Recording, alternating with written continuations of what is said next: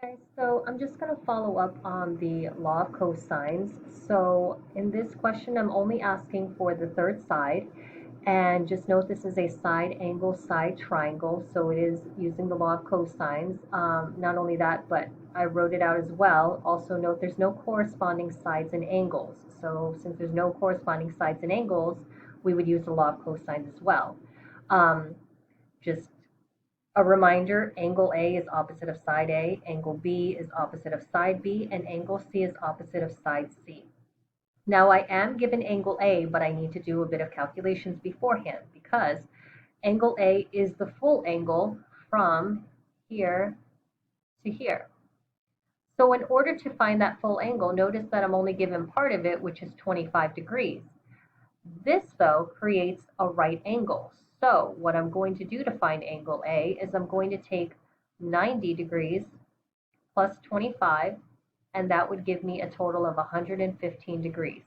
So that would be the full value of angle A. Now that I have the full value of angle A, I can find the third side, which would be side A.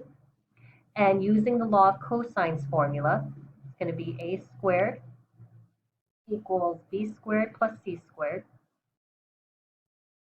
minus 2BC times cosine of angle A. So replacing each variable with its values, it's going to be 15 squared plus 10 squared minus 2 times 15 times 10 times the cosine of 115 degrees. So like I said in the two previous videos for law of sines and cosines, the biggest mistake in Module 6 is the calculators.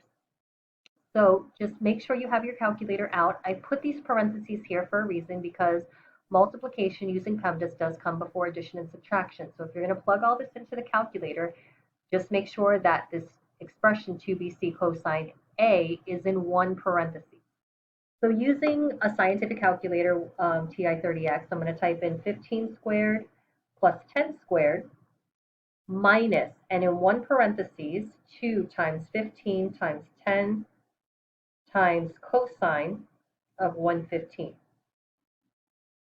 And that will give me a total of 451.785, on and on and on. Keep that decimal value because once again, never round until you get to your final answer. Otherwise, it starts diluting the answer. So the only thing I need now to get A by itself is to get rid of the square. So I'm going to square root it. Rid of the square, whatever I do to one side, I do to the other. So A will equal to, and in the calculator, I'm going to press x squared, which is usually in a scientific calculator, second x squared. Second x squared will bring up the square root. And then I'm going to press second negative. What you should see in a scientific calculator is that it says ANS, which means it pulls up the previous answer, which is that whole decimal value, so you don't have to type it in manually. Press equals, and you should get 21.26 centimeters.